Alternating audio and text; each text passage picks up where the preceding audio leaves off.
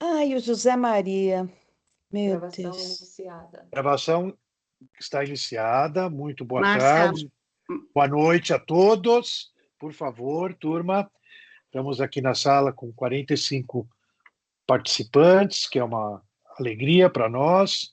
O Lumen está realizando o último debate do ano, organizado pelo Planeta Vegetal.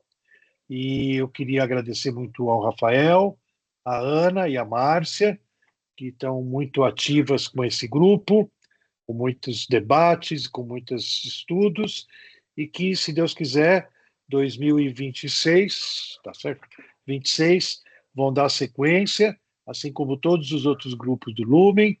A Camila, nossa querida assistente, tem nos ajudado muito, e eu peço desculpas ao professor Joly e toda a plateia por essa confusão de salas. Eu não, até agora não entendi e não vou entender agora, nem quero entender como é que foi criada uma segunda sala para essa nossa reunião. Mas eu dou boas-vindas a todos, peço 1 milhão de desculpas, provavelmente faremos com outro sistema no próximo debate, e passo direto para o Rafael, que vai apresentar essa noite, esse debate, e o professor convidado. Por favor, Rafa.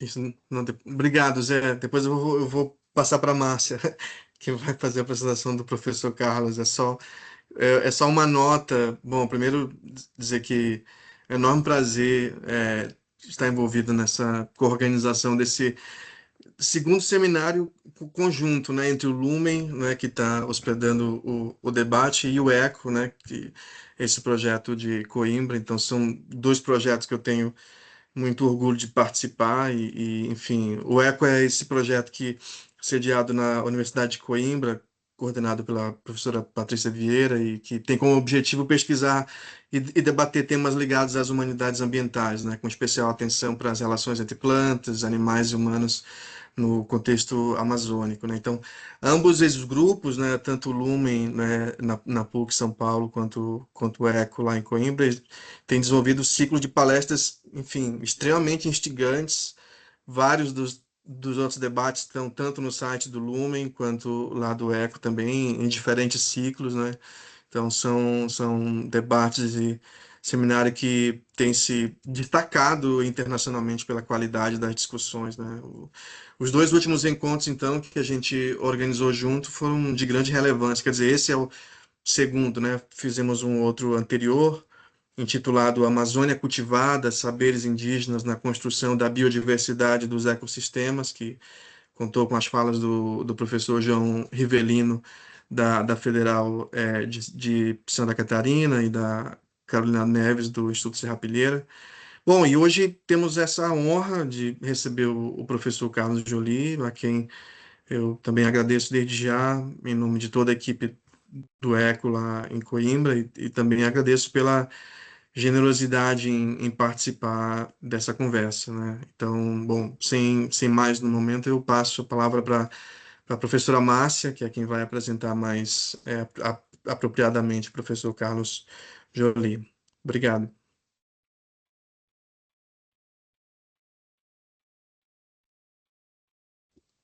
Obrigada, José Luiz e Rafael, por ter iniciado e fazer algumas apresentações, né? Eu vou falar, então, um pouco do professor Joly. Primeiro, agradecer, né, a generosidade, porque alguém com uma agenda tão apertada respondeu rapidamente, aceitando o nosso convite. Infelizmente, esse rolo do Teams agora atrasou, mas enfim, eu vou fazer uma apresentação bem rápida, mas senão eu já tomaria todo o tempo dessa palestra. O professor Carlos Joly é professor emérito da Unicamp, biólogo pela USP, com mestrado pela Unicamp, doutorado pela Universidade de St. Andrews, na Escócia, e pós-doutorado pela Universidade de Berna. As suas áreas de especialidade são ecofisiologia vegetal e conservação da biodiversidade. Justamente por isso que nos interessou, né, dentro da programação do nosso grupo Planeta Vegetal e Etnociência. Ele é idealizador do programa Biota FAPESP, que foi estabelecido em 99, e foi o coordenador desse programa até 2022. Muito rapidamente, o Biota FAPESP está voltado a estudar principalmente a biodiversidade do estado de São Paulo, nas várias facetas com a sociedade, produziu uma imensa quantidade de resultados de muitos tipos, via mais de 1.000 pesquisadores e centenas de projetos. O professor Joly foi coordenador de 3 programas de pós-graduação, chefe do departamento e pró-reitor de pós-graduação na Unicamp, atuou em órgãos e agências do governo estadual e federal. Recebeu vários prêmios por seu trabalho científico, e aqui eu vou citar apenas os 2 mais recentes, que são o da Fundação Conrado Wessel de 2022 e a Ordem do Mérito Científico Classe Gran Cruz em 2023. Na verdade, ele já havia recebido a Ordem do Mérito Científico Classe Comendador em 2022. Ele publicou uma centena e meia de trabalhos em periódicos especializados e 13 livros, com destaque para o Atlas Inventário Florestal da Vegetação Nativa do Estado de São Paulo, além de orientar um grande número de mestrados e doutorados. É membro da Academia Brasileira de Ciência, faz parte da Science Policy Advisory Committee do Inter-American Institute e é coordenador da Plataforma Brasileira de Biodiversidade e Serviços Ecossistêmicos e ainda editor-chefe do Biota Neotrópica. Bom, para quem quiser saber mais sobre o professor Joly, com seu extenso, o número imenso de atividades, eu indicaria, além do currículo Lattes, que a gente sempre percorre, né, a leitura de algumas matérias publicadas pela FAPESP, tanto na agência FAPESP como na revista Pesquisa FAPESP, que fala do trabalho dele, e entrevistas onde ele fala do desenvolvimento do trabalho, etc., que são bem interessantes essas matérias. Bom, então eu deixo o professor Joly para sua fala, que estávamos aguardando ansiosamente. Bom, boa noite a todos e a todas. Muito obrigado, Márcia, pelo convite. Foi você que entrou em contato comigo. Não, estou conhecendo os demais membros da equipe hoje. E é uma satisfação poder falar um pouco sobre essa questão de biodiversidade e mudanças climáticas num momento tão apropriado, nos aproximando da COP30, que começa basicamente na semana que vem. Eu vou tentar compartilhar a minha apresentação, eu espero que funcione, senão a Camila vai ter que voltar para nos auxiliar de novo. Só um minutinho.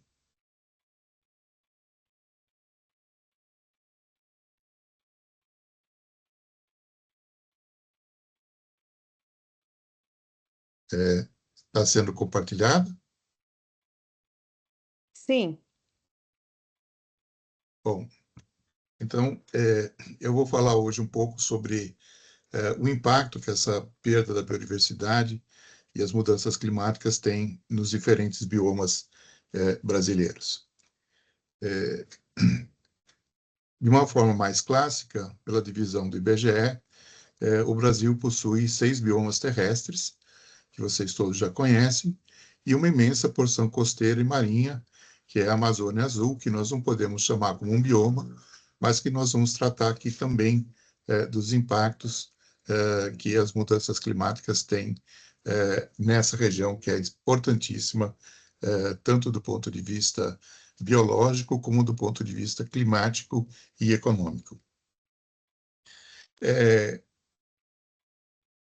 Essas alterações de perda de biodiversidade e das mudanças climáticas, lembrando que ambas as convenções foram assinadas durante a COP92, no Rio de Janeiro, e logo depois da COP, nós temos esse trabalho, que é um trabalho que mostra a área verde central, seria a capacidade de suporte do planeta, E essas linhas, esses cones amarelos que vão se tornando avermelhados e roxos, são os diferentes parâmetros que foram considerados, e nós vemos que, tanto no caso da perda de biodiversidade, que está ali em cima como genética e funcional, como do ponto de vista das mudanças climáticas, nós já extrapolamos essa capacidade de suporte.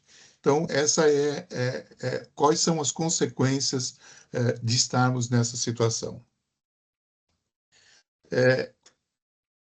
Existe um conjunto de causas que são comuns aos biomas brasileiros, em termos de perda de biodiversidade.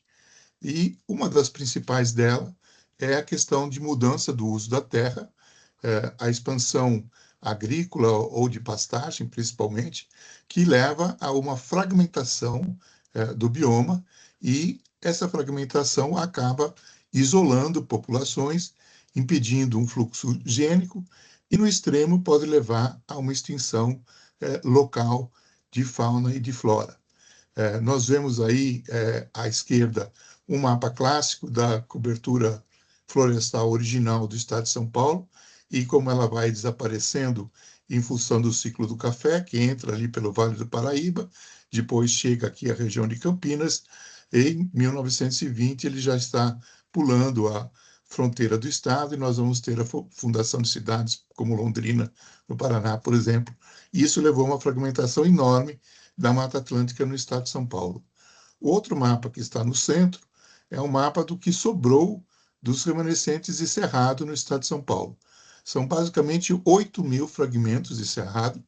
Não existe nenhum fragmento com mais de 800 hectares, e lembrando que 400 hectares é a área mínima para a gente manter uma população de lobo-guará. Ou seja, o estado já perdeu a capacidade de manter essa fauna de grandes mamíferos, como o próprio lobo-guará, o tamanduá, a anta, que estão sempre associados ao cerrado e às matas ciliares que recortam esse sistema. E, finalmente, à direita, nós temos um mapa que, com certeza, uma imagem de satélite que vocês já viram, que é o que a gente chama de efeito espinha de peixe, né? São as consequências da abertura de uma estrada que permite a formação de um enorme número de estradas laterais, e levam a essa devastação muito rápida da floresta, que é o que acontece na região amazônica. O problema dessas fragmentação é que, quando ela é uma fragmentação que deixa o que a gente chama de pedras de salvação, ou onde você poderia pular de uma área grande, bem conservada, para uma pedra, da pedra para outra pedra, até chegar no outro extremo, numa outra área bem conservada. Quando você tem essa situação, para alguns animais e para algumas plantas, isso é perfeitamente possível de você ter esse trânsito, né? Principalmente se a gente fala dos vertebrados, por exemplo, que podem utilizar esses mecanismos. Mas quando você tem um afastamento maior, aonde já não é mais possível um trânsito entre essas pedras, você acaba isolando pequenas populações nos fragmentos, e essas populações ficam desconectadas, e aí, então, o problema da perda de biodiversidade. A outra causa comum é a mudança nos regimes climáticos, que é uma consequência das mudanças climáticas que nós estamos sofrendo, né? Então, nós temos mudanças no padrão de precipitação. Se a gente olhar o máximo, a precipitação anual média da região do litoral paulista, a gente vai ver que ela não mudou muito nos últimos 50 anos. Ela está em volta de 2.200 milímetros. Mas a distribuição desses 2.200 milímetros mudou completamente. Nós temos chuvas extremamente fortes que causam danos de infraestrutura, que levam à morte de pessoas e que levam a uma alteração significativa das florestas que recobrem essas áreas das vertentes da Serra do Mar. Porque e depois, na sequência dessas chuvas muito fortes, a gente pode ter períodos relativamente secos, que também são muito impactantes na biota da região, né? Então, isso muda completamente a dinâmica aqui da nossa Mata Atlântica, muda completamente a dinâmica das áreas alagáveis na Amazônia, onde a gente vê, em dados momentos, uma inundação, e a gente ouve noticiário e vê cidades da região amazônica que estão sendo inundadas, que não eram inundadas, porque, de novo, a gente tem uma concentração muito forte das chuvas, e depois, na sequência, a gente tem períodos de seca, onde as populações ribeirinhas ficam completamente isoladas e sofrem a falta de comida, a falta de pescado, a diminuição da caça, enfim, todo o impacto no modo de vida. O mesmo está acontecendo no Pantanal. E o Pantanal depende desse fluxo, né, que a gente chama de pulso de inundação, porque é esse pulso de inundação que vai fazer com que a ciclagem das espécies funcione adequadamente. Por exemplo, a gente tem, normalmente, nas áreas, quando elas estão secas, nas pastagens naturais ou implantadas no Pantanal, a gente tem um grande acúmulo de fezes, hoje em dia, do gado, mas num passado, antes da chegada do gado, de veados, de antas, que ocorriam em muito maior quantidade, e essa matéria orgânica seca vai ser diluída no pulso de inundação e vai servir de alimento para o desenvolvimento do plâncton, que, por sua vez, vai ser alimento para os pequenos peixes de espécies que vão ser importantes economicamente. Então, você tem todo um ciclo que depende, da mesma maneira como a vegetação também depende disso. E o que nós estamos vendo é um aumento na frequência desses que chamamos de eventos extremos, né? Que podem ser as ondas de calor, podem ser as tempestades, podem ser os furacões, podem ser as secas, e isso, então, vai afetar toda a sincronia que nós temos, por exemplo, entre floração e a disponibilidade de polinizadores, entre a frutificação e a disponibilidade de dispersores. E isso leva, então, a uma falta de equilíbrio entre a vegetação e os animais. A outra consequência que a gente vê das mudanças climáticas é que, com a mudança, aquela área que apresentava uma situação ótima para o desenvolvimento da vegetação, se a gente pensar de novo na Serra do Mar, a vegetação que ali ocorre, se a gente olha esse gradiente que vai desde a cota zero até 1.200 metros de altitude, nesse gradiente a gente vai ter uma diferença que chega de 4 graus da temperatura. Então, nas áreas mais elevadas, é 4 graus mais frio do que a gente vai ter lá no litoral. E isso é importantíssimo para a distribuição das espécies e para o funcionamento desse ecossistema. Se você começa a ter alterações dessa mudança de temperatura, a gente começa a ter uma série de consequências para a vegetação e, consequentemente, para os animais que dependem da florada, que dependem da frutificação. Então, a mudança dessas espécies acaba afetando, de novo, toda a dinâmica, e a gente precisa pensar que, se num passado distante, como proposto pelo Vanzolini e Apsada, a gente tinha a possibilidade dessas áreas florestais de se encolherem em períodos onde você tinha uma seca muito acentuada e uma temperatura média mais baixa, e depois voltarem a se expandir.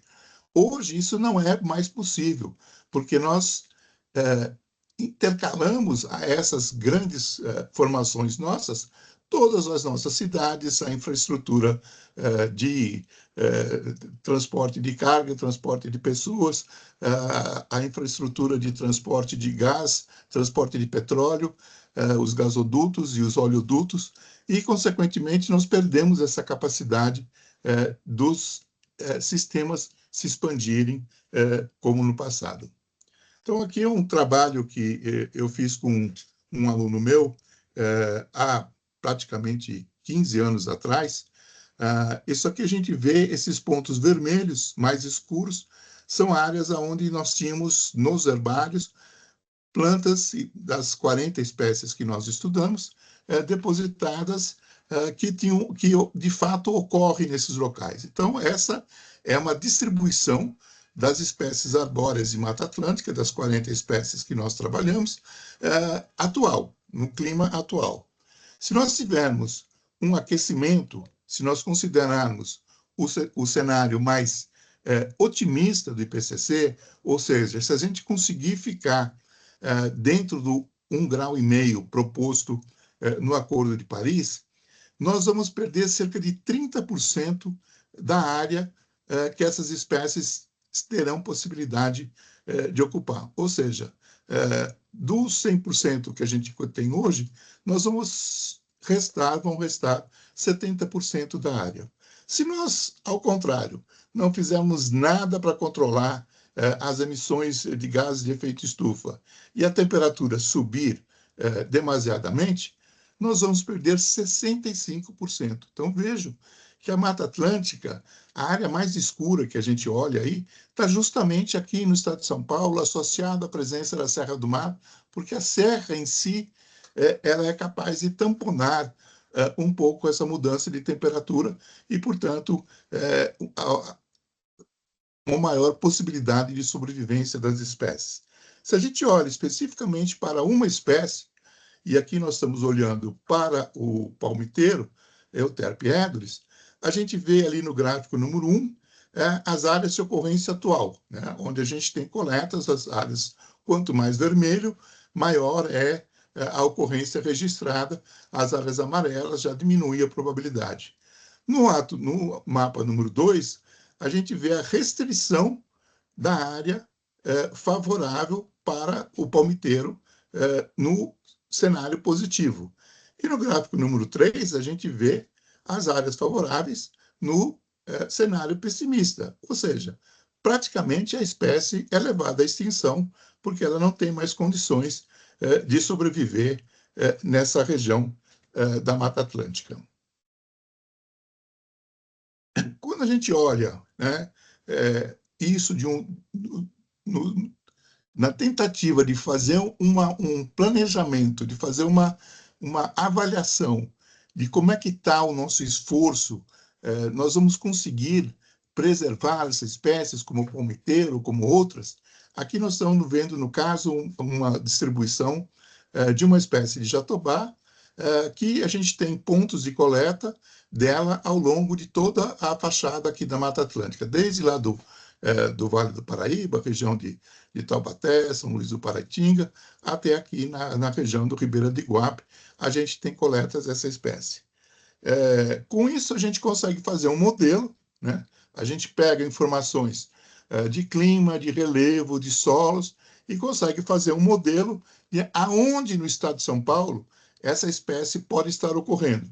Áreas que ainda ela não foi coletada, mas que a gente consegue projetar a possibilidade dela ocorrer. E a gente vai ver que existe possibilidade dela ocorrer ali na região da Mantiqueira, né? E também lá no Pontão do Paranapanema, lá na região da reserva do Parque Estadual do Morro do Diabo. Né? Então, isso é uma projeção, né, que leva em consideração as características da espécie. Bem, nós tínhamos aquela distribuição, esses são os pontos coletados, né? E aí nós vamos olhar de novo essa questão do aumento da temperatura, tanto no cenário mais positivo, que está na parte de cima, como no cenário mais negativo, no pior cenário, que está na parte de baixo aí. A gente vê que há uma mudança substancial na temperatura, mas não há mudanças tão importantes na precipitação. Por isso eu digo, a precipitação é muito mais uma questão da distribuição da chuva do que uma mudança no total de chuva que nós temos. E fazendo isso, nós vamos ver que a espécie vai desaparecer naquela área que a gente tinha coletado, que estavam todos aqueles pontinhos vermelhos. E só vão sobreviver essas duas populações do jatobá, que eu não conhecia, que estão ali na região da Mantiqueira e do Pontal do Paranapanema. Ora, veja, onde estão as nossas unidades de conservação de Mata Atlântica, as maiores unidades? Estão todas nessa faixa do litoral. Se a gente pegar o Parque Estadual da Serra do Mar, que vai desde a divisa com o Rio de Janeiro até a região de Cubatão, depois a gente pega os parques que vêm, Carlos Botelho, Intervales, os que tem ali no Vale do Ribeira, terminando por Jureia, que se conecta com Superagi, que já é um parque em Paraná. Todo o nosso esforço de conservação está concentrado nessa área.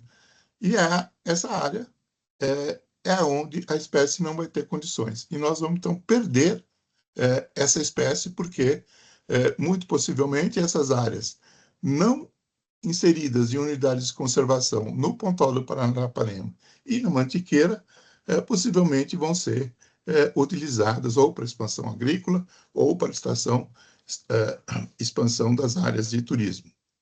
Então, esse tem um impacto muito grande, né? E a gente precisa começar a usar essas projeções ao planejar novas unidades de conservação.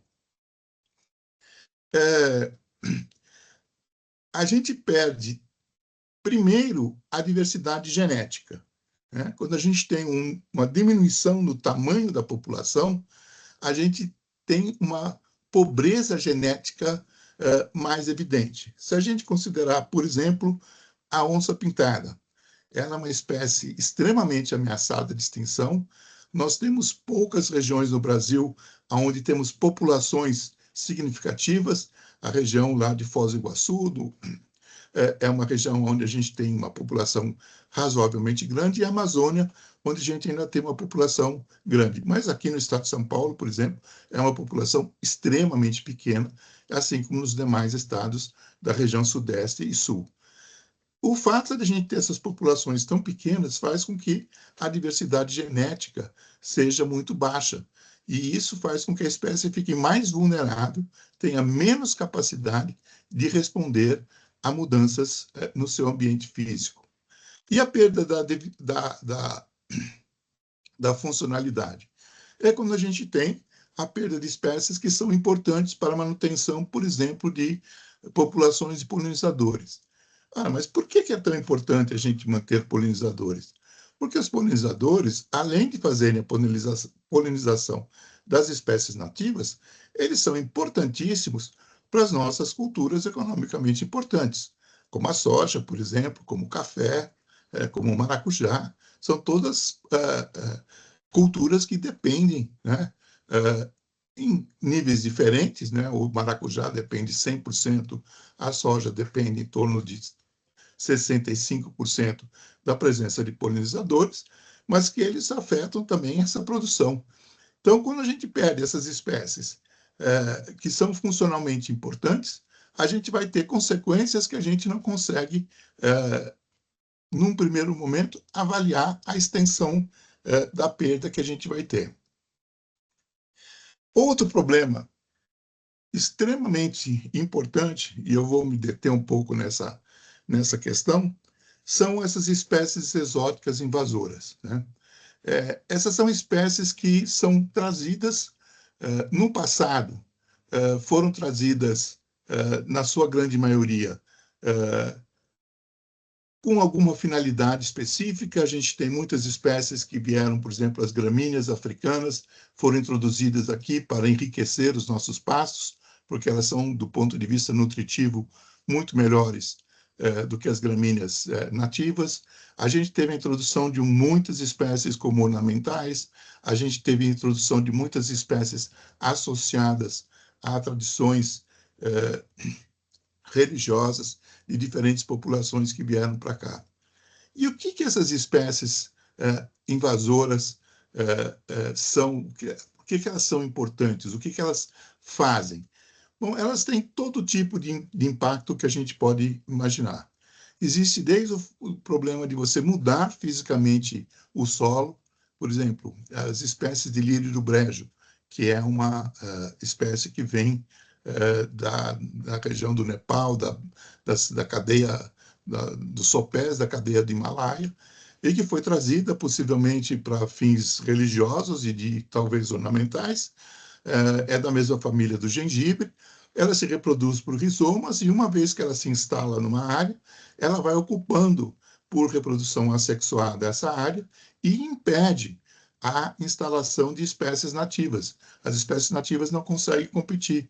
Então, rapidamente, as margens dos rios, elas são de áreas alagadas, né? No próprio nome, Lírio do Brejo, mostra a região de preferência dela, e elas acabam, então, impedindo a instalação de indivíduos jovens de ingá e de outras espécies que são tão importantes nas nossas matas ciliares. Elas impedem o processo de regeneração dessas matas. Elas também são importantes porque elas podem mudar esses sistemas dos patógenos que são vetores de doença, né? E trazerem doenças tanto para animais como para plantas, que acabam levando a grandes perdas de espécies. E a Plataforma Brasileira de Biodiversidade e Serviços Ecossistêmicos lançou em 2024 um relatório sobre o impacto de espécies exóticas invasoras, e nós temos, então, mapeadas 476 espécies invasoras, que são espécies de plantas, são espécies de animais, são espécies de algas, que causam problema, né? Então, a gente olha aqui o comércio de mamíferos e répteis à fauna exótica, né, que é uma coisa que se acentuou muito mais recentemente por bichos que são trazidos para serem pets. A pessoa compra um lagarto exótico, que é muito diferente, muito colorido, para manter num terrário como um animal exótico. Depois de alguns anos, ele se cansa daquele animal e acaba soltando esse animal na natureza, ou acaba escapando para a natureza. E a gente vai introduzindo esses animais. Então, vejam que a quantidade, né, que a gente tem, a partir do ano de 2015, uma crescente, né, de mamíferos exóticos e de répteis exóticos, né?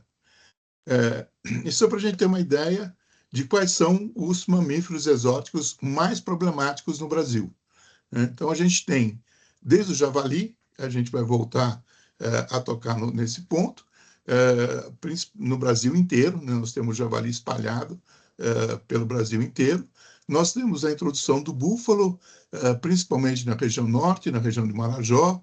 Nós temos a introdução de várias espécies de sagui, e nós temos a introdução também, né, nossa, e todos nós gostamos dos nossos pets, dos nossos cachorros e dos nossos gatos, mas que se fogem e vão para uma área de mata, como aconteceu aqui em Campinas, na mata de Santa Genebra, onde a gente teve uma invasão de cachorros que fugiram dos loteamentos das casas de pessoas que moram ali por perto, e que se voltaram a um estágio selvagem, né, que a gente chama de feral, e tiveram um impacto muito grande porque destruíram toda a fauna de pequenos mamíferos. Sobreviveram basicamente aqueles que conseguem subir em árvores, como os esquilos, e dos répteis sobreviveram basicamente as cobras, né? Depois, essas matilhas acabaram morrendo por falta de alimento, e a situação acabou sendo controlada depois por uma mudança nos sistemas de fiscalização e de cercamento da área, né? Então, entre os animais, os mamíferos, o javali é um dos que causa o maior impacto. Ele foi trazido, é o javali europeu, é o Sus scrofa, que foi trazido porque tem uma carne que é comercialmente utilizável, pelo menos na Europa, e ele se espalhou com uma velocidade muito grande. Ele causa a destruição do ambiente, ele causa um cruzamento com espécies de porcos em criadouros e se forma um híbrido chamado java-porco, que tem uma capacidade destrutiva enorme. É tão destrutivo que é um dos poucos animais em que foi autorizado um controle por abate, ou seja, você, em determinadas épocas do ano, você pode caçar o javali. E nós não temos o hábito dessa carne, é uma carne que não teve aceitação no mercado brasileiro, e isso está se transformando em um enorme problema. Nós também temos uma grande quantidade de espécies invasoras no nosso litoral, nas espécies marinhas, né? A gente vê aí o mexilhão dourado, a gente vê o coral-sol, a gente vê o camarão da Malásia e a gente vê o peixe-leão. O peixe-leão, possivelmente, vocês recentemente viram reportagens que passaram na televisão, mostrando como esses peixes que foram trazidos como ornamentais, mantidos em aquários, e que foram soltos em algum momento porque a pessoa resolveu mudar o aquário, porque eles são carnívoros vorazes e é difícil de mantê-los a longo prazo em aquário, e aí eles são soltos na natureza e eles se tornam um grande problema, porque são carnívoros vorazes, comem os indivíduos jovens de todas as outras espécies de peixes e causam um desequilíbrio gigantesco, né? Então, hoje, você tem semanas, você tem gincanas, por exemplo, em Fernando Noronha, de pesca dessa espécie para tentar diminuir a população. E esse é um dos grandes problemas com essas espécies invasoras. Uma vez introduzidas, o controle ou a eliminação é extremamente difícil e extremamente custosa. E um desses grandes peixes, que é um enorme problema, é o tucunaré. Então, você diz, mas peraí, o tucunaré é uma espécie brasileira, porque é uma espécie exótica? Porque ele foi tirado da sua bacia original, que é a bacia amazônica, e foi trazido para a região sudeste, principalmente para a pesca, para empreendimentos de pesca e pague. Acabou fugindo por... arrebenta o lago no qual ele está sendo criado e ele entra em contato com o rio. E hoje ele é um grande problema porque, de novo, é um carnívoro que está levando à extinção de outras espécies que são nativas dessa região. Outro problema que está acontecendo, esse bem mais recente, é a questão do pirarucu, que também foi trazido da região amazônica e está se proliferando de uma forma acentuada aqui no Sudeste. E, por fim, nós temos uma quantidade enorme de plantas invasoras. A gente vê aqui no centro gramíneas que foram trazidas, né, a braquiária, o capim-gordura, que foram trazidas para enriquecimento de pasto e que se tornaram um problema, porque elas são muito mais... se desenvolvem muito mais rapidamente do que as gramíneas nativas em áreas abertas, por exemplo, áreas de cerrado, e vão se proliferando também porque ocorre muito nessas áreas alteradas, beira de estrada de rodagem, beira de estrada de ferro, e isso vão se espalhando. E ali em cima, aquela flor branca é o famoso lírio do brejo, que traz todos aqueles problemas. As outras todas vocês devem conhecer, a mamona, essa espécie de coqueiro, que é uma espécie australiana, que ocupa o mesmo nicho do nosso palmito, mas que leva à perda de espaço da espécie nativa. Então, esse é um assunto que é pouco discutido e que é um problema que está se tornando cada vez mais sério. As estimativas que nós fizemos no relatório brasileiro de espécies exóticas é que nós temos um custo anual de perda de ambientes, de competição de espécies nativas da ordem de 3 bilhões de reais por ano com essas espécies exóticas e com as tentativas de controlá-las. Finalmente, falar das espécies exóticas, os insetos, né, que são um enorme problema. A gente vê aqui em cima no topo o mosquito, o Aedes, que é uma espécie trazida da África, que foi introduzida aqui ainda nos tempos de Brasil colônia.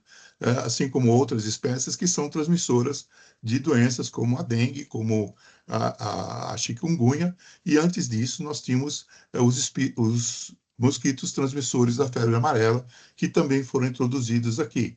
Nós temos mariposas, nós temos vespas, nós temos a abelha europeia. Nossa, mas a abelha é uma espécie invasora, ela é tão importante, ela produz mel, mel é uma atividade econômica importante. Sim, de fato, ela é uma espécie importante economicamente, ela foi introduzida no Brasil junto com a chegada da família real, em 1808, e ela tem uma competição muito forte com as nossas espécies nativas de abelha, e desloca e leva a extinção localizada dessas espécies nativas. Então, é uma espécie que nós temos o interesse em manter, mas nós precisamos também dar condições para preservar as espécies nativas que são deslocadas por esse grande competidor.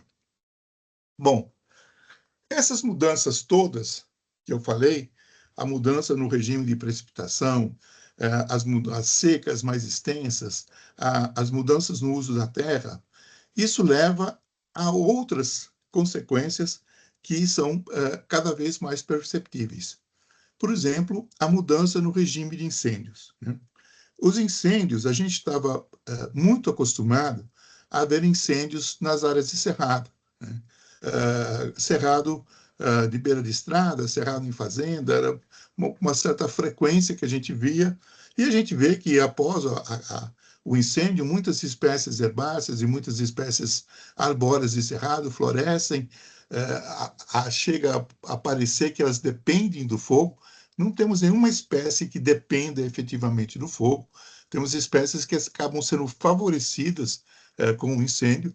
A flora de cerrado tem adaptações que protegem melhor do que as espécies de florestas atlânticas, da floresta amazônica, mas o que a gente passou a ver nesses últimos anos é uma frequência cada vez maior de incêndios na Amazônia, e nos 2, 3 anos passados, os incêndios no Pantanal, que eram áreas que não queimavam, ou queimavam numa intensidade muito baixa, era uma coisa muito localizada.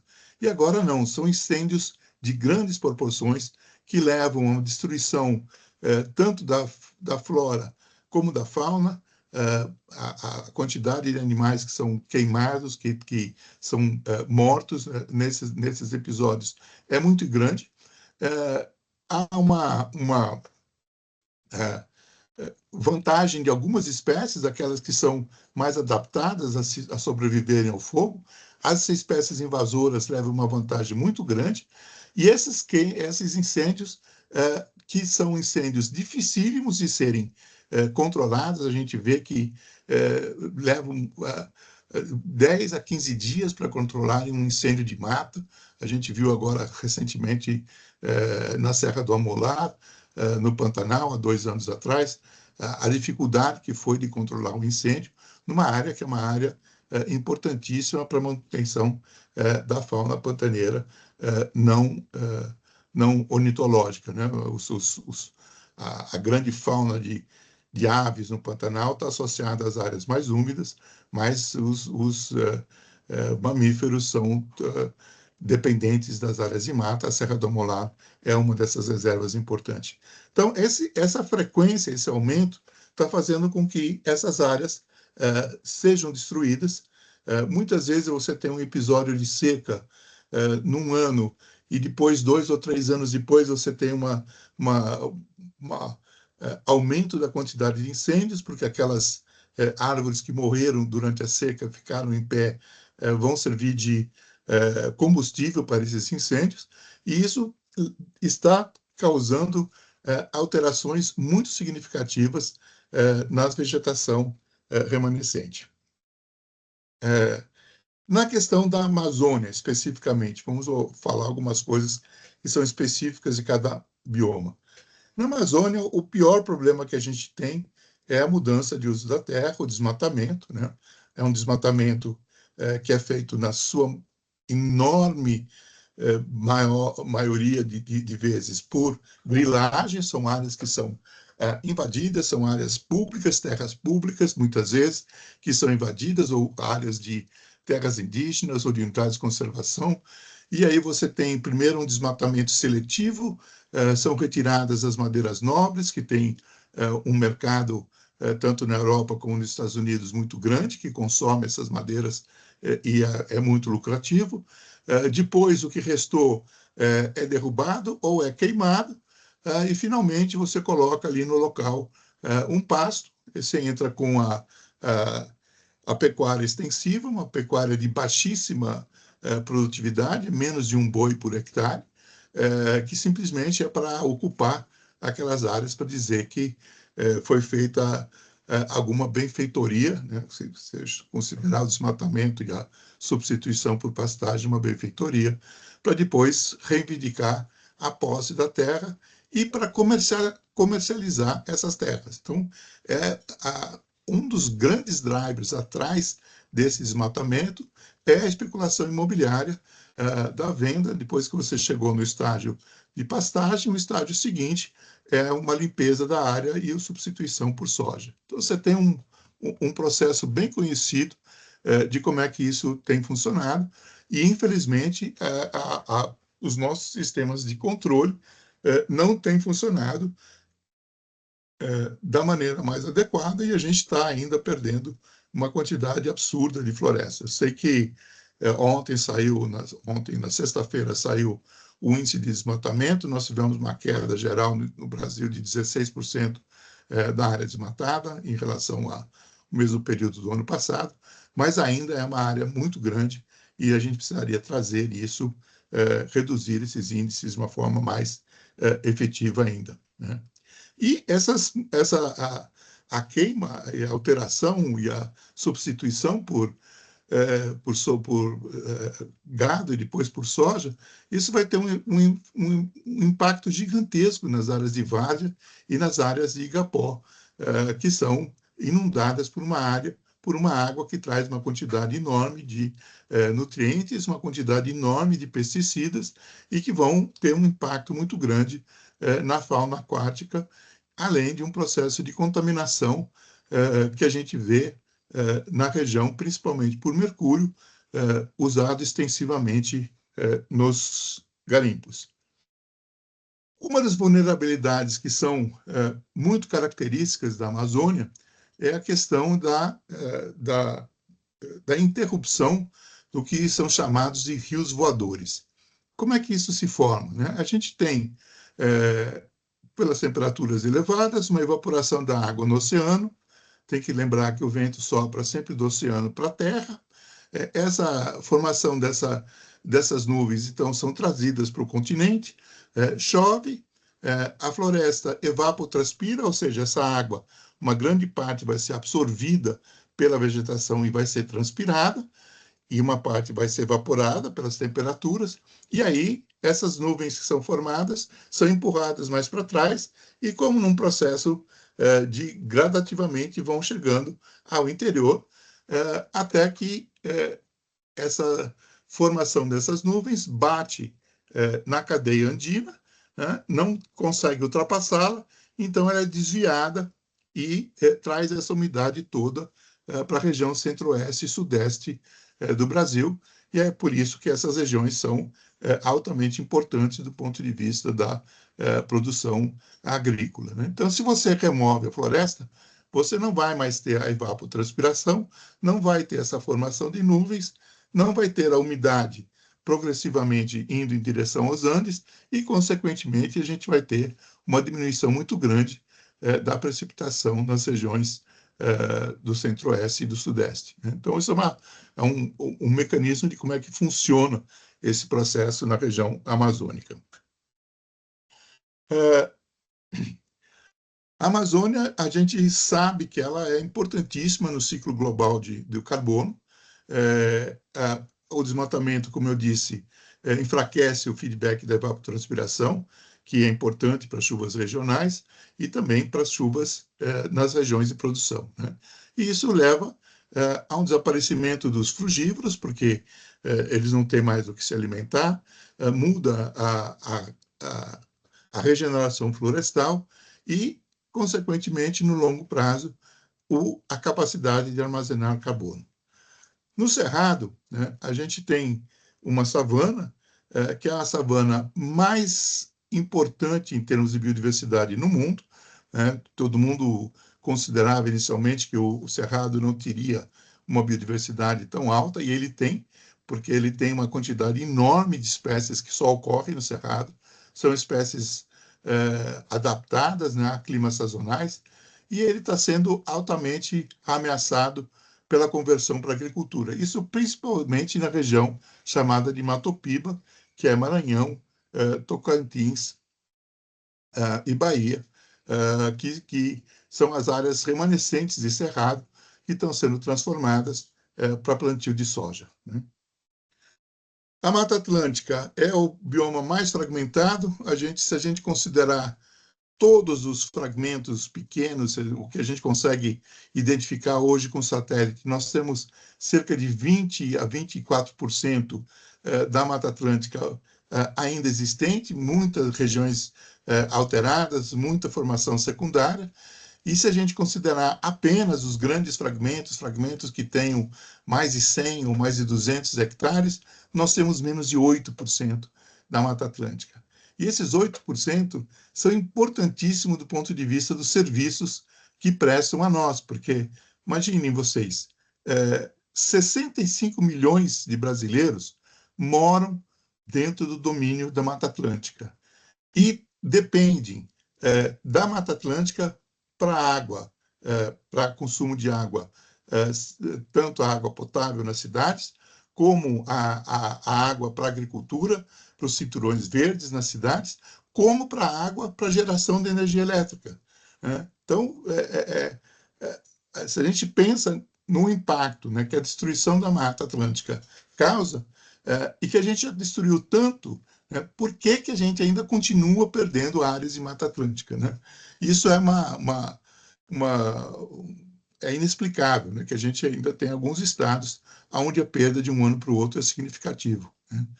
Nós trabalhamos bastante na Mata Atlântica, ali na região entre São Luís do Paraitinga e Ubatuba, né? E a gente vê, por exemplo, como a mata está se alterando, como aquela seca grande que nós tivemos em 2014, 2015, levou a mortalidade de espécies de arbóreas de grande porte, como essas espécies essas árvores ficaram suscetíveis a vento, como elas caem com uma facilidade, e o impacto que cada queda causa em toda a região é muito grande, né?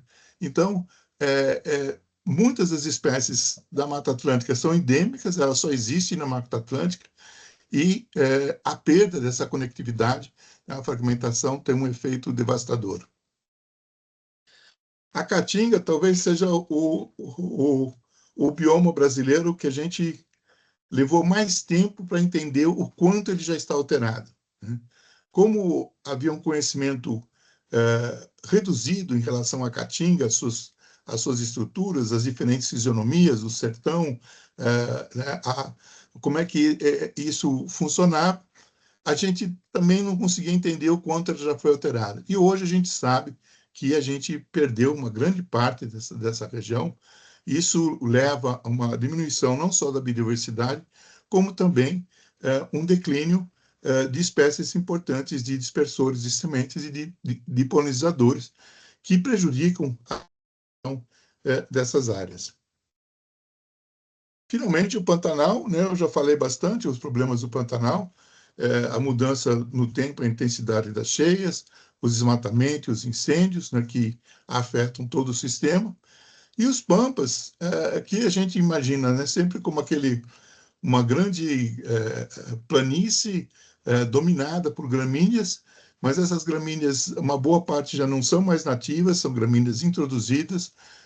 Os capões de mata que há no meio dessas áreas são importantíssimos, e a maior parte deles já foi derrubado, já foi transformado em área agrícola, e a gente vê as consequências, por exemplo, no impacto das enchentes que nós tivemos lá no ano passado. E na Amazônia Azul, né, na nossa região marinha, nós temos uma quantidade de impactos enormes.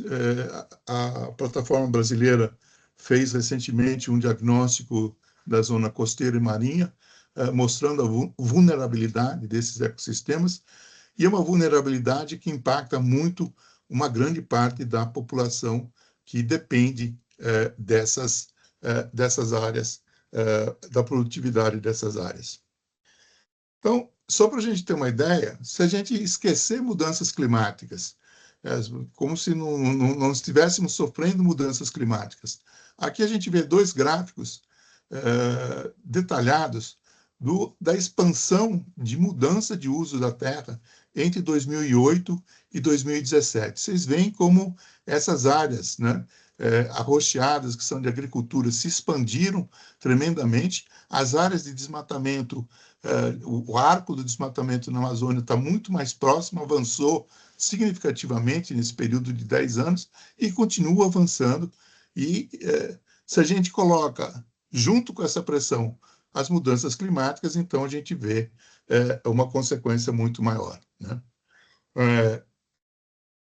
Isso é uma projeção feita num trabalho publicado esse ano, de espécies que vão ser extintas, né? As que estão em vermelho é a porcentagem de espécies que vai ser extinta em cada um dos biomas terrestres do Brasil, considerando do lado esquerdo, se a gente não fizer absolutamente nada e a temperatura continuar subindo de uma maneira não controlada, e do lado direito, se a gente respeitar o 1,5 graus proposto pelo Acordo de Paris, né? E a gente vê que um aumento significativo da perda de espécies que a gente tem por causa das mudanças climáticas. Tem que sempre pensar que nós temos aí os dois fatores atuando conjuntamente, né? Ou a mudança de uso do solo e as mudanças climáticas, né?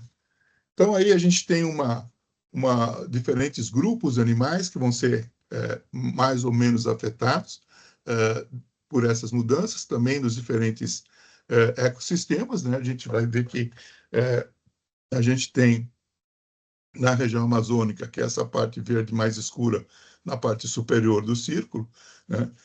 A gente tem uma quantidade bastante grande de espécies que vão ser negativamente impactadas e um número bastante grande de espécies de mamíferos, por exemplo, que possivelmente vão ser extintas, né? A gente tem ali 346 espécies que se imagina que possam ser extintas em função das mudanças climáticas.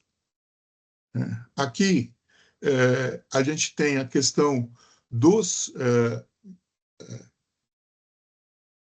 doenças, né, que dependem da transmissão de patógenos, né, que podem ser mosquitos, que podem ser caramujos, que podem ser peixes, enfim. E a gente vê aí que a gente tem tanto insetos, né, como a gente tem aquelas associadas a morcegos, a gente tem aquelas associadas a carrapatos, e a gente tem aquelas que são associadas a roedores, né? Isso é uma coisa que precisa ser ampliada. Se a gente olha na distribuição do mundo, a gente vê que o Brasil está nesse azul intermediário, né? Mostra que a gente tem estudos sobre patógenos zoonóticos, né? Mas que não é tão estudado, é melhor, é o país que mais estuda isso na América do Sul, mas são muito concentrados em alguns grupos e algumas doenças, né? Então, a gente tem muito estudo voltado para malária, para dengue, para zika, para chikungunya, para febre amarela, para doença de Chagas, e a gente não sai desse leque, né? A gente não está olhando de uma maneira mais ampla o que acontece, por exemplo, nessas áreas recém-desmatadas na Amazônia, onde a gente está entrando em contato com vírus e bactérias totalmente desconhecidos que nós não sabemos que tipo de doenças podem causar, né?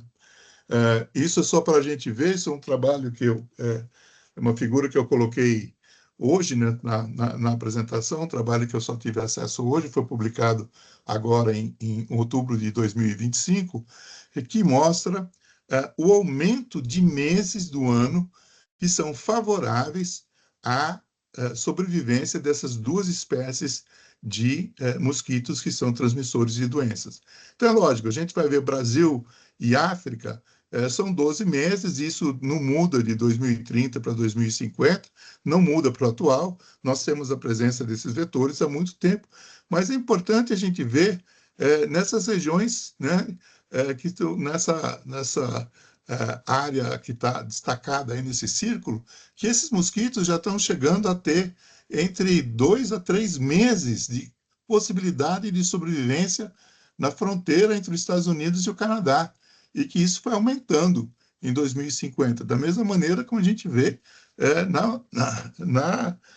na Rússia o aumento dessas áreas. Ou seja, esses mosquitos que eram exclusivamente tropicais, hoje eles têm a possibilidade de estarem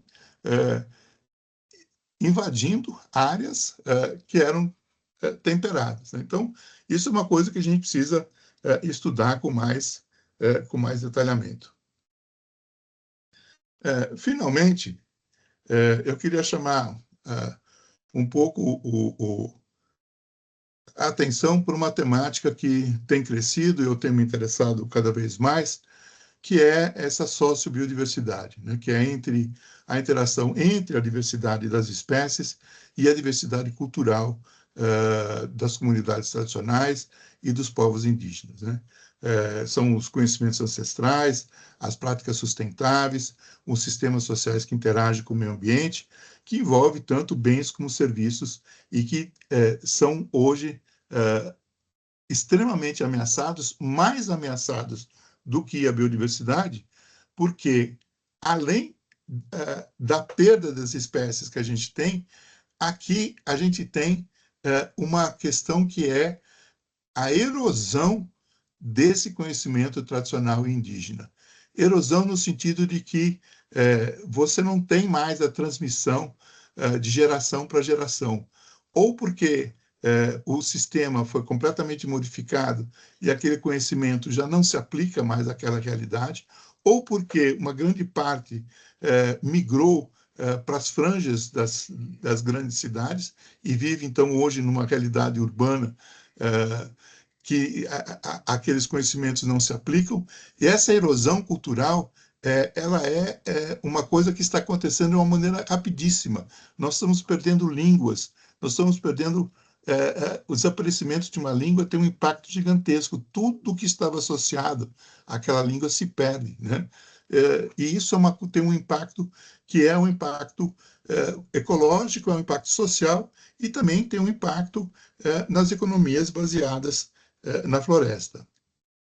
Então, se a gente vê aqui esse mapa de distribuição da castanha do Brasil, que antigamente a gente costumava chamar de castanha do Pará, mas não é só do Pará, ela ocorre aqui nos outros estados também, como se vê, e a gente vê que essa distribuição está muito associada à rede de drenagem, às bacias, aos rios de diferentes tamanhos. E a castanheira não é uma espécie associada à várzea ou associada ao igapó, muito pelo contrário, é uma espécie tipicamente de floresta de terra firme, né? Então, como se explica essa distribuição? Essa distribuição, muito possivelmente, é a consequência dela ser uma espécie importante na alimentação desde os povos originários e, por isso mesmo, eles levavam a castanha de um lado para o outro e plantaram. Então, a distribuição que a gente vê hoje é de uma espécie que foi manejada, que foi levada e que hoje tem essa distribuição praticamente em toda a região amazônica. E a gente vai ver isso com outras espécies também, né? Então, uma parte da floresta a gente pode dizer que é o resultado dessas interações. A gente não pode ir ao extremo, né, de achar que toda a estrutura da floresta amazônica, hoje, a distribuição das espécies, das quase 12 mil espécies vegetais que ocorrem na região, seja o resultado de um manejo de povos ancestrais. Não.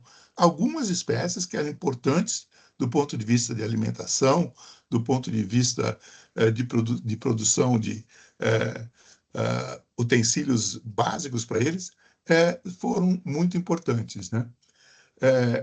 Existe essa teoria hoje que a gente precisa conectar, interligar e tecer. Conectar, a gente precisa aproximar o conhecimento indígena e tradicional da nossa ciência, né? E aproximar sem uma posição de achar que a nossa ciência é melhor, é mais evoluída, porque nós temos a nossa avaliação dos nossos trabalhos por pares. Não. Entender que a validação da cultura indígena ela ocorre pela aplicação ao longo de dezenas de gerações. Então, ela tem um peso, ela tem... não existe um conhecimento melhor ou mais importante do que outro. Esse é o primeiro ponto para você, de fato, conseguir conectar. A etapa seguinte é você interligar esses conhecimentos, né? Integrar os sistemas, de forma que você consiga entender, né, o uso de metodologias, paradigmas que a gente consiga trabalhar conjuntamente. E, finalmente, o terceiro, né, que é a gente ter uma coprodução, a gente ter um envolvimento de populações tradicionais, de povos indígenas, no planejamento da pesquisa, na definição de hipóteses, na definição de metodologias, para que, de fato, o resultado daquela pesquisa ele não precisa mais ser traduzido, ele é aplicável, ele é imediatamente aplicável, porque ele é o resultado de toda essa interação.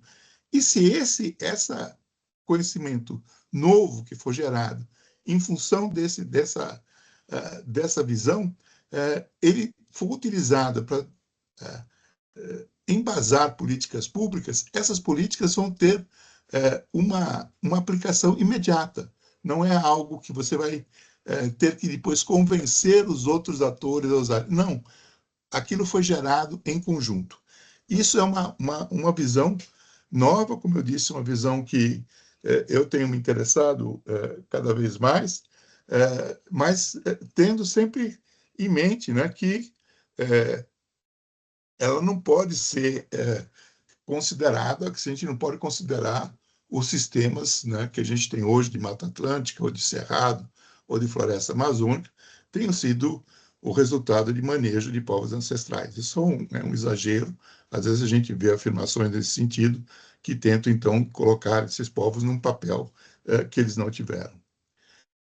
Há soluções para tudo isso que a gente está falando, de todo esse desastre que a gente está falando. Uma solução que é colocada como uma panaceia é a restauração ecológica, né? Porque ela ajuda a diminuir o ritmo de perda de biodiversidade, ela pode ser usada para reconectar fragmentos que hoje estão isolados, e, ao mesmo tempo, ela vai permitir que parte dos serviços ecossistêmicos sejam restaurados e que a gente aumente, por exemplo, o sequestro de carbono. Então, é uma atividade, é um projeto que permite, né, você ter um efeito positivo tanto para o clima como para a biodiversidade. E isso, então, permite que a gente reconecte, que a gente tenha uma melhor adaptação e, às vezes, uma mitigação das mudanças climáticas pelo carbono que é retirado da atmosfera. Mas a melhor estratégia continua sendo da gente conservar, né? Então, embora essa restauração ela é importantíssima em áreas que foram tão degradadas como a Mata Atlântica aqui no estado de São Paulo, ela não pode substituir o esforço de conservar os fragmentos de vegetação nativa que a gente ainda tem.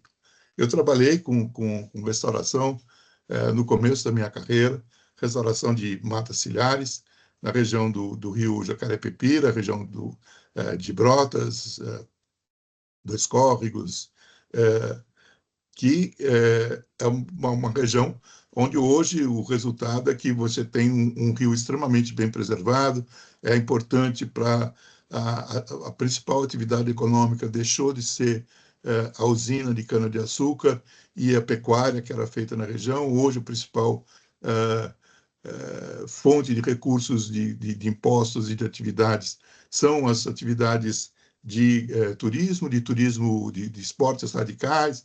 Você é um rio que você pode ter contato com a água sem nenhum problema, então serve para rafting, para boia cross, para pesca, e outras tantas atividades que a gente tem, e que os processos de restauração foram importantes para mudar uma mentalidade na região em relação à importância dessas áreas florestais. Hoje, as pousadas todas têm essas trilhas para você caminhar, você vai caminhar na mata, você vai caminhar para ir ver a cachoeira. Então, é uma atividade que teve um impacto.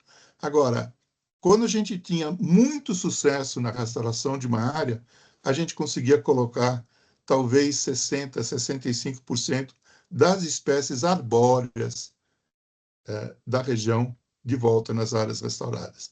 E vejam bem, a gente está trabalhando com um único componente, que é o componente arbóreo. Nós não estamos trabalhando com as epífitas, não estamos trabalhando com as herbáceas. Então, do ponto de vista de biodiversidade, aquilo é uma amostra do que era a biodiversidade original. Ela é importante porque restaura vários dos serviços, ela serve para estabilidade de solo, ela serve para impedir que uma grande quantidade de fertilizantes, pesticidas cheguem nos rios, ela tem uma importância muito grande, mas a gente não tem esse retorno da biodiversidade. E mais, nós não sabemos ainda, não temos trabalhos aqui para, de fato, conseguir fazer uma restauração de fauna. Porque se você não fizer uma restauração de fauna, se você não reintroduzir pacas, cutias, você não vai ter a dispersão das sementes. Aquelas árvores vão florescer, talvez sejam polinizadas, mas se produzirem sementes, as sementes não vão ter os seus dispersores. Então, nós precisamos avançar também nessa questão da restauração de fauna. A única parte de fauna que a gente avançou é a restauração de peixes. Isso é uma coisa que tem funcionado e que está num bom caminho. Mas a gente precisa aprender a trabalhar com os diversos outros componentes. Aqui embaixo a gente vê, então, uma área de floresta, né, nativa, e depois aqui uma sequência de fotos de uma área de regeneração, né, de restauração ecológica, no município de Iracemópolis. Isso são trabalhos feitos pelo laboratório do LEF, da Exalc, que é coordenado pelo professor Ricardo Rodrigues, e que mostram, então, a importância que essa restauração tem, sem esquecer que seria muito melhor se a gente tivesse preservado aquela mata original, né?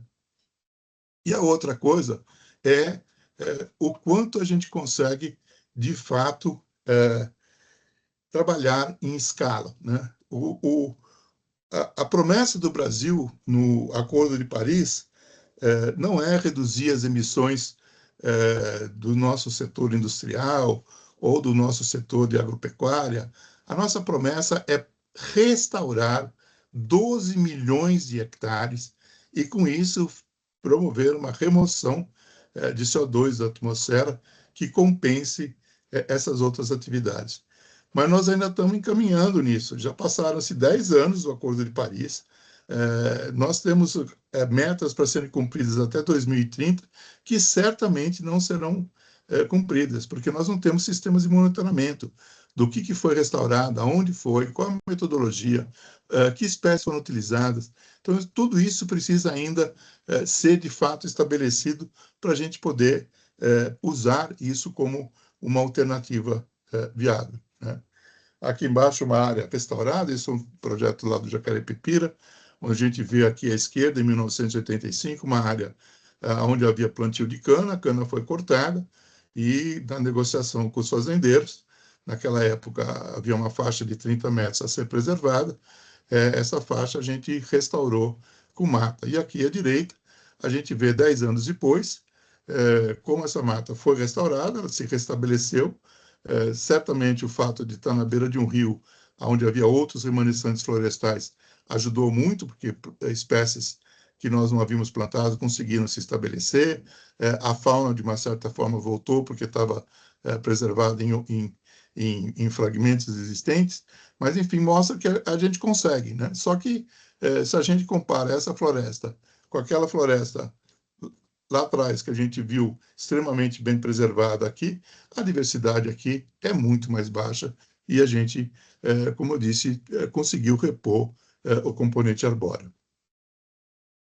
Bom, então, para concluir, né, mensagem para a gente levar para casa, é que a biodiversidade, as mudanças climáticas atuam de uma forma sinergética, né, e impactam todos os biomas brasileiros, tanto do ponto de vista da sua integridade, quanto dos serviços ecossistêmicos que são importantes para o bem-estar humano, né? Nós precisamos de estratégias integradas que combinem proteção, uso sustentável, restauração e o envolvimento das comunidades em políticas inteligentes, ações preventivas precoces que mantenham a diversidade funcional e a conectividade, para a gente, de fato, ter a manutenção de serviços fundamentais para o bem-estar humano nesse planeta com clima em mudança. Muito obrigado, era isso que eu tinha para falar. Eu fico aqui à disposição para perguntas. Obrigada, professor Joly. Excelente fala. E agora a professora Ana e o Rafael vão dirigir o debate, algumas perguntas, considerando o tempo, né? Eu extrapolei um pouco o tempo, eu Não, não, sei. não, estava ótimo. A gente queria mais, Não, mais e mais. O problema foi a entrada, aquele rolo na entrada. Então, aquela está meia excelente. hora de qual é Está a excelente. sala. Né? Está excelente o seu tempo. Ana e Rafael. Bom, professor, muito obrigada. Foi esclarecedor e, ao mesmo tempo, aterrador, porque a gente tem, nós temos pedras desse conhecimento e grandes vazios no meio, e eu acho que o senhor nos trouxe uma visão mais integrada desses problemas, e essa visão mais integrada é assustadora. Mas eu queria abrir para algumas perguntas, não poderão ser todas as que a gente gostaria, mas eu pediria que as pessoas levantassem a mão e a gente vai atendendo. Vamos lá? Tá. Mari, com a palavra.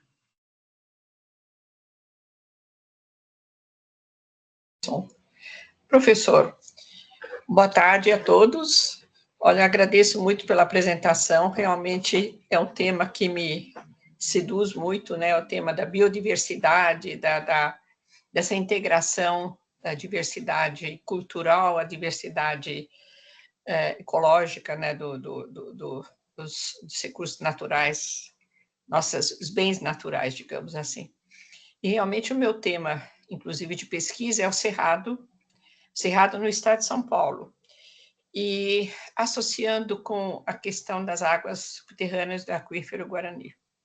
É um tema que eu pretendo executar, né? Estou na fase inicial ainda lá na Uniara, meu orientador é o professor José Maria Guzmán Ferraz. Agora, na sua apresentação, eu fiquei matutando, pensando, essa perda de diversidade, como ela é progressivamente prejudicial. Então, por exemplo, a perda de uma espécie de aves que consegue, que tem o hábito de disseminar sementes em várias regiões, se a gente perde essas espécies, a gente vai perder os serviços ambientais que essa espécie produz.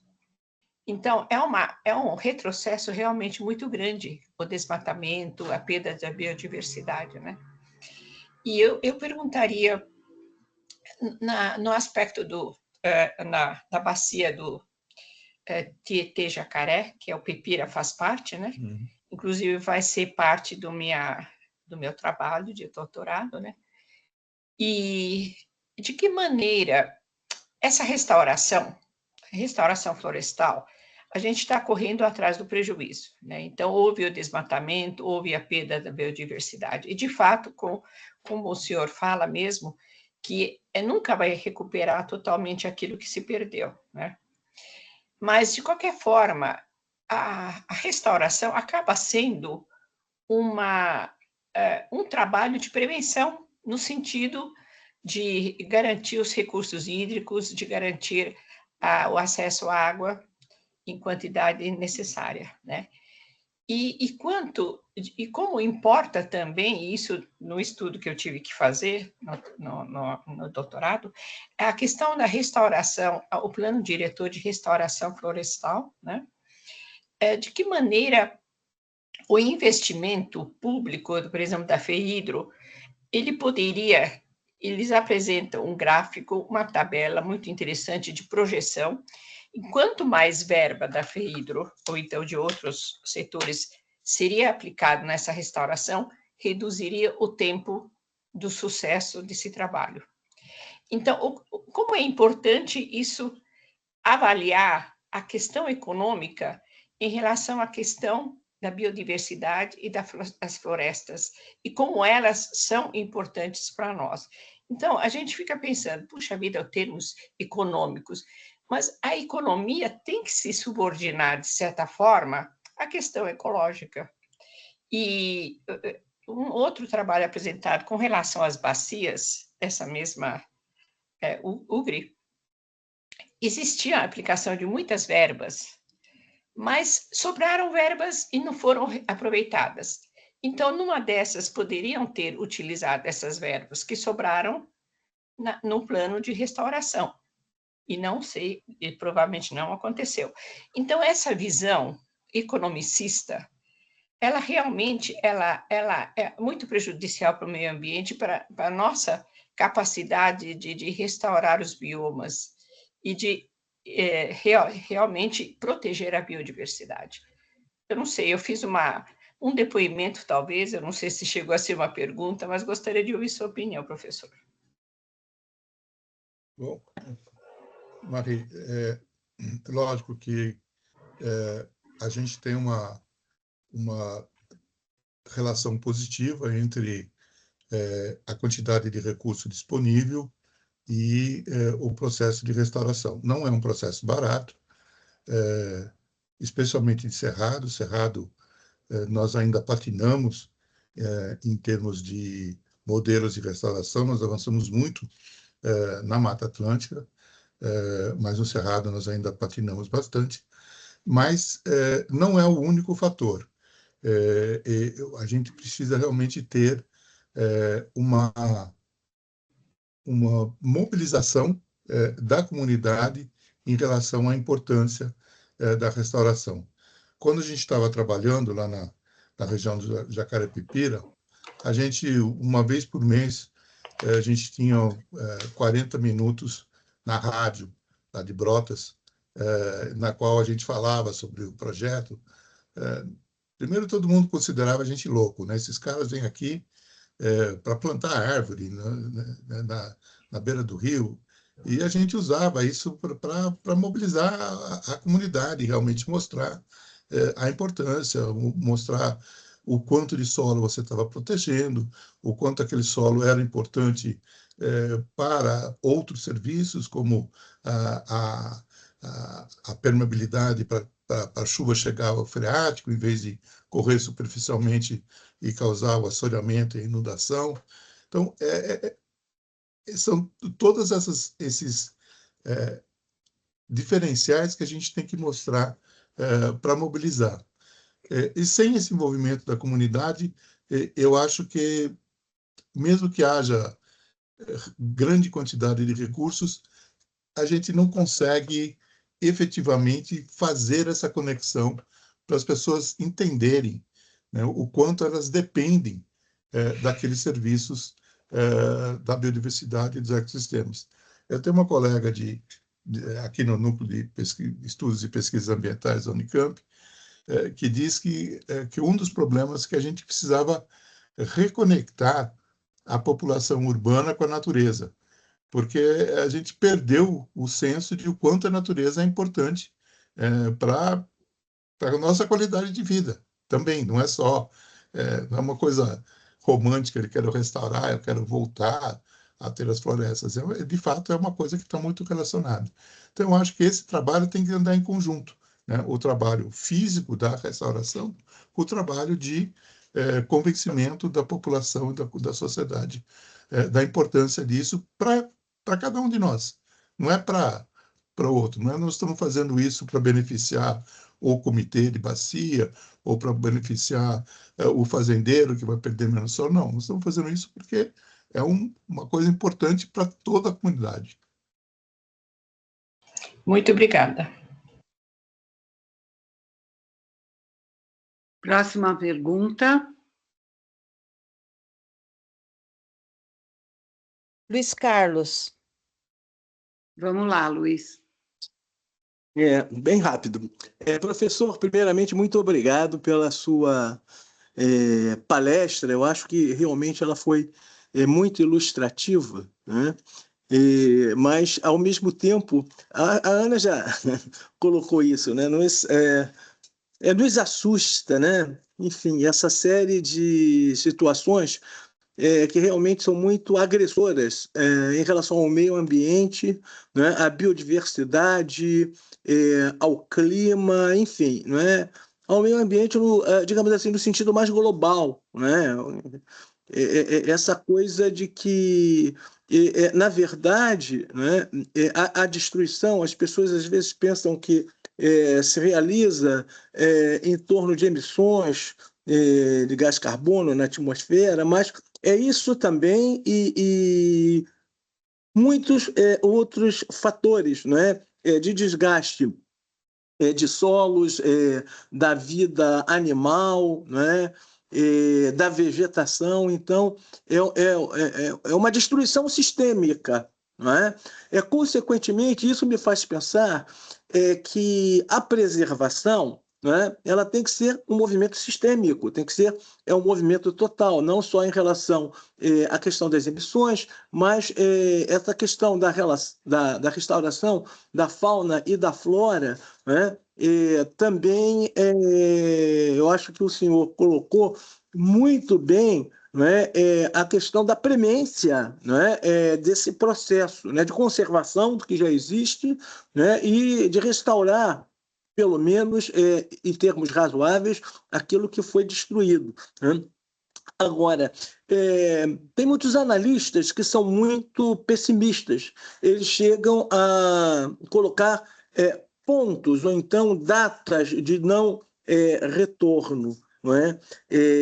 Ou seja, se a gente ultrapassar, né, aquele momento, né, tudo vai...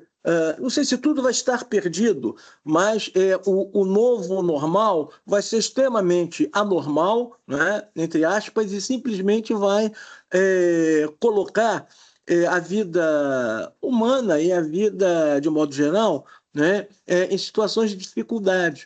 O senhor consegue enxergar esse ponto de não retorno ou há ainda uma possibilidade de conscientização das pessoas, enfim, dos agentes econômicos, principalmente no sentido de que economia e meio ambiente deviam efetivamente caminhar muito juntos, né? Eu não sei, eu gostaria de saber a sua opinião sobre isso. Luiz Carlos, eu tenho um pouco de problema com essas questões de ponto de não retorno, né? Ou o que eles chamam de tipping points. Porque é uma transferência de um conceito que se aplica à química física e que funciona, então, para esses sistemas, onde, num dado momento, a entropia chega num nível tal que você destrói todo o sistema. Eu não sei se para sistemas biológicos isso pode ser transferido dessa maneira. Eu entendo que é um processo diferente. Mas concordo com você que nós estamos numa premência e que as medidas precisam ser urgentes, né?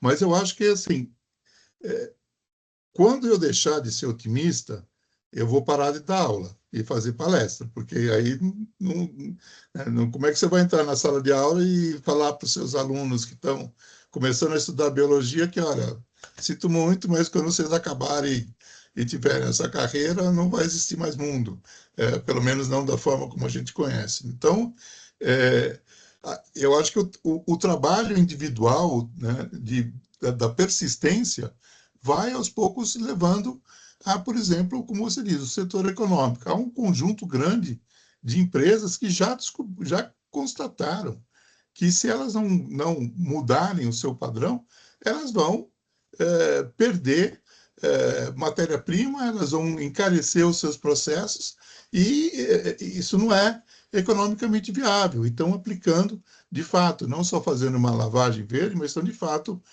aplicando em questões de restauração e de conservação.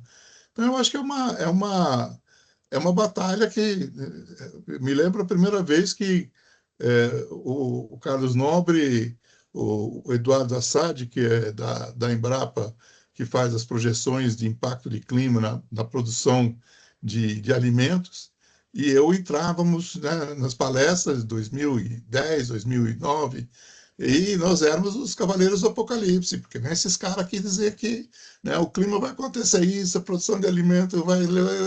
a biodiversidade vai acontecer aquilo, né? Mas hoje, né, isso é uma temática que está presente na sala de aula desde o ensino fundamental. Então, eu acho que é uma coisa gradual, né? Às vezes a gente perde batalhas importantes, mas a gente tem que persistir, né? Eu vejo dessa forma, né? E acho que, de fato, nós ainda temos a possibilidade de reverter processos que estão em andamento, né?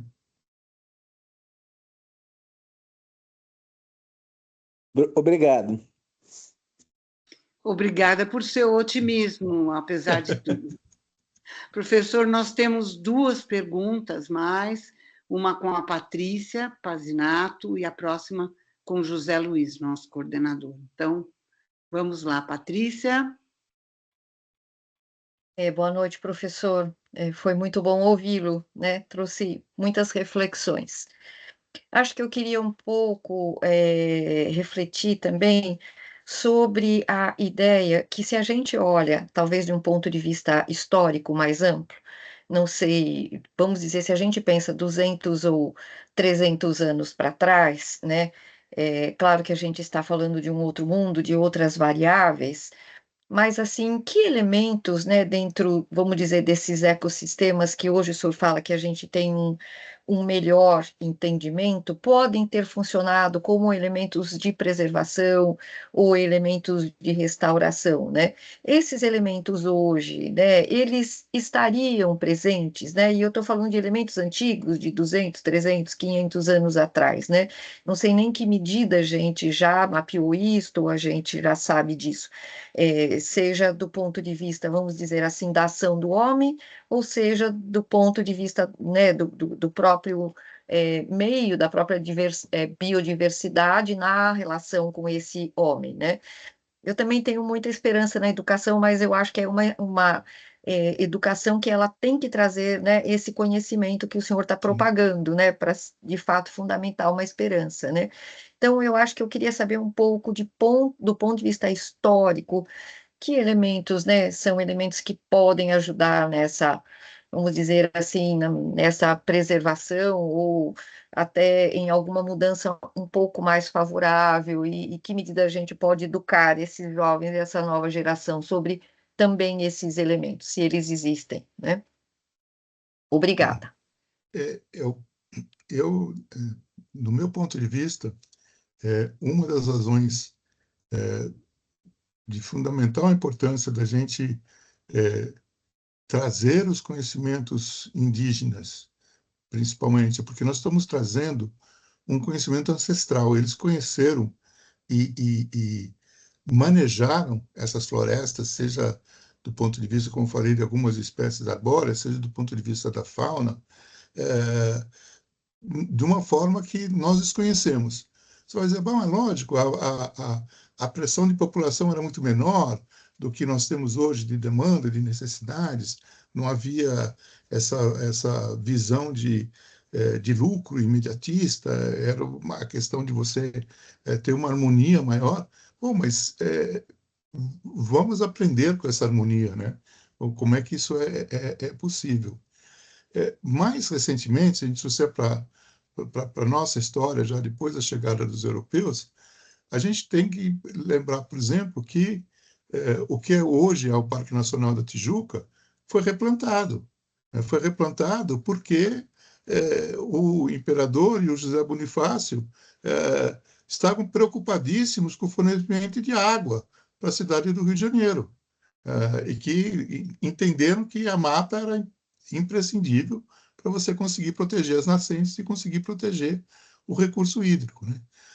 A gente tem outras relações na África, por exemplo, tem aprendizados enormes de como é que essas culturas sobreviveram a períodos que não foram de aquecimento, mas foram de secas extremas e que conseguiram conciliar, né? Então, eu acho que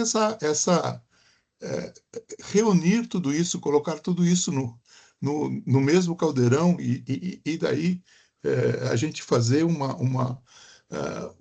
entender ou achar novas soluções é parte desse processo, né? E, como eu disse, é uma coisa, eu não tinha muito a visão da importância, né, desses conhecimentos, até começar a interagir, né, com os trabalhos que a gente desenvolve, de como a gente trabalha com pessoas famílias que estão habitando aquela região há várias gerações, e o quanto a gente aprende com isso, né? Então,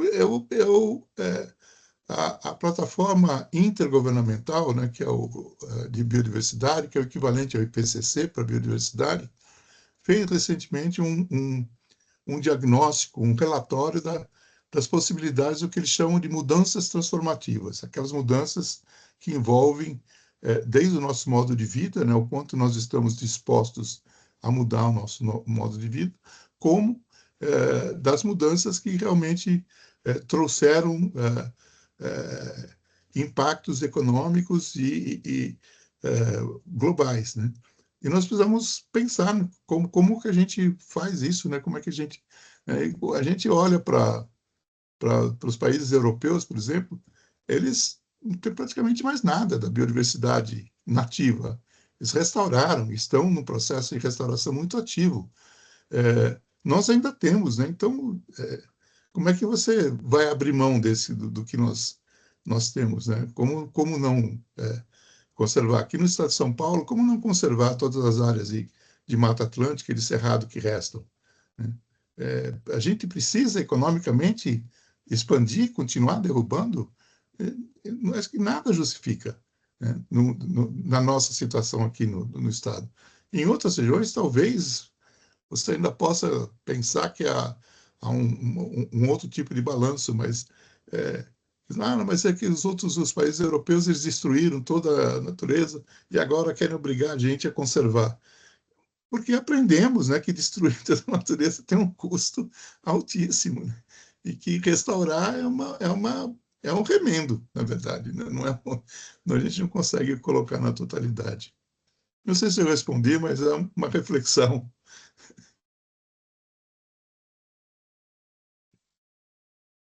Acho que sim, sim, Patrícia.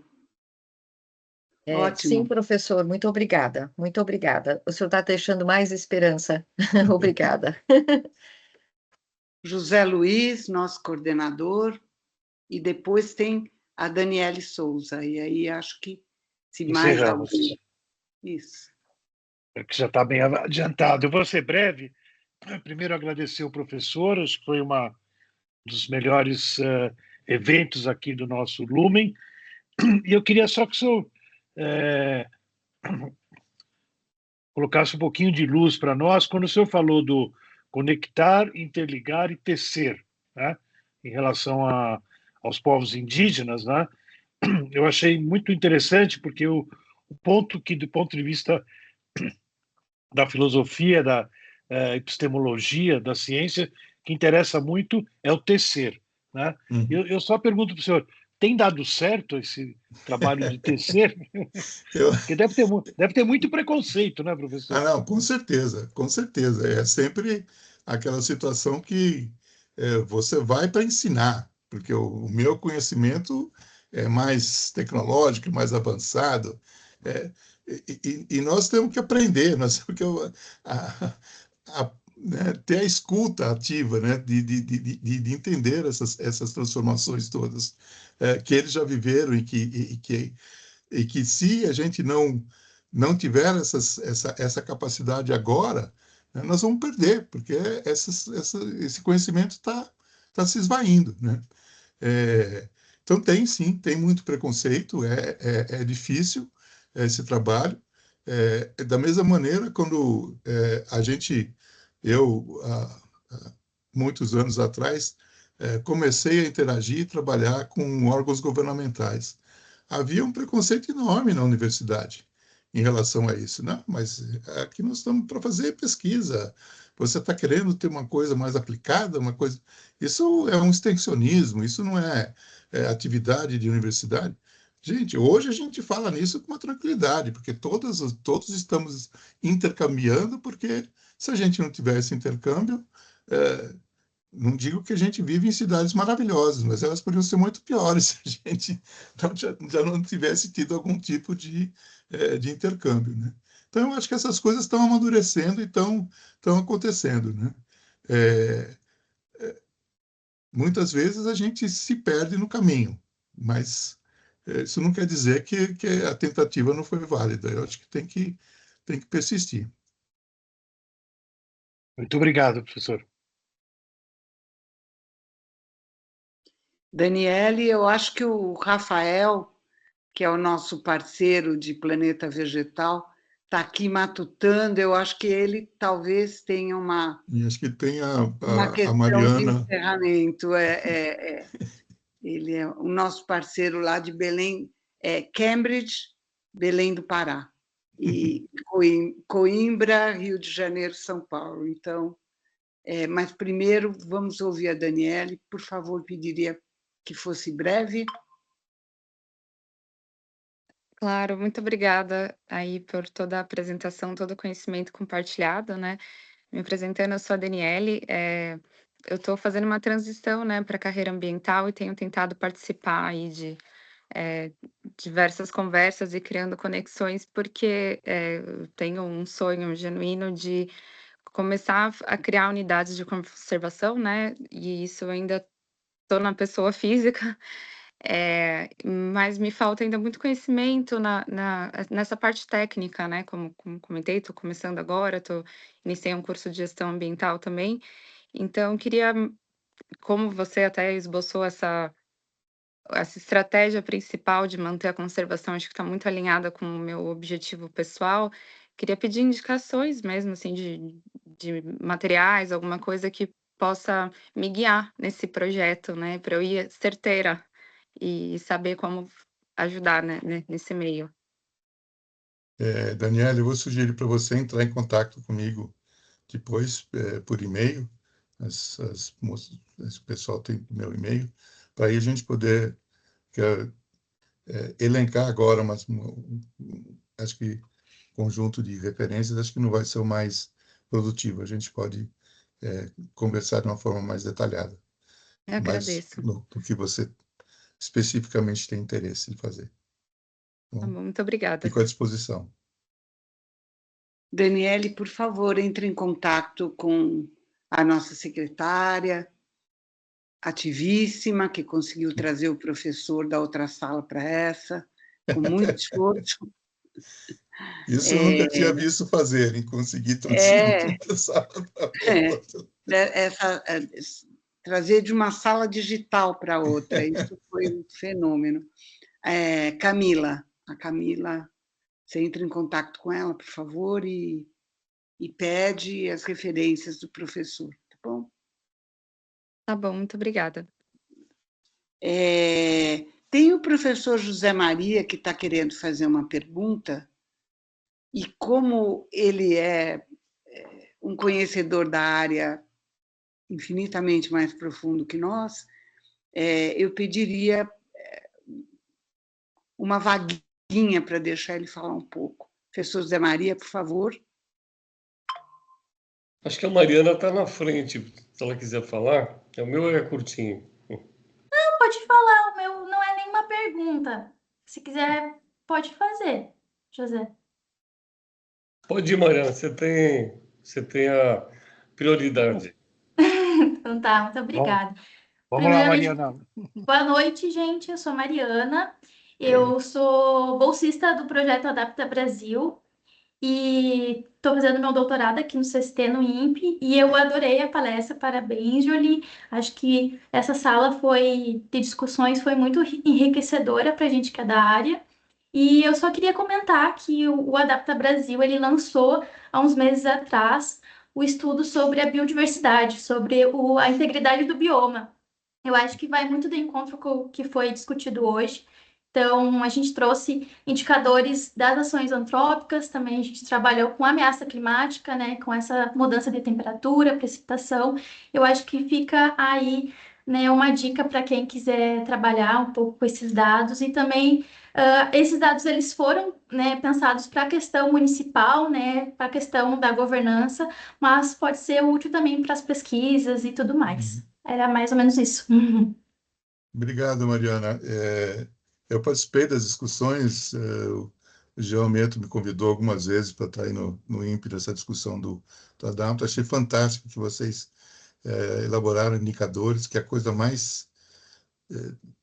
nós temos uma maior carência, temos indicadores que mostrem o que está funcionando, o que não está funcionando, os ganhos e perdas, enfim, super, super importante o trabalho que vocês estão fazendo. É só para te parabenizar, Julie, pelo excelente palestra. Você é um Você é suspeito. excelentíssimo botânico e com essa visão da sociobiodiversidade, você deu um fecho bastante interessante nessa tua fala técnica e de bastante conhecimento. O Jolie vem de uma tradição, vocês sabem, eu sou os mais velhos, sabem, eu estudei no livro do pai dele, que era um botânico famoso também. Então, é uma família de botânicos famosos. Parabéns, Jolie. Obrigado, Zé Maria. Bom te ver. Faz tempo, hein?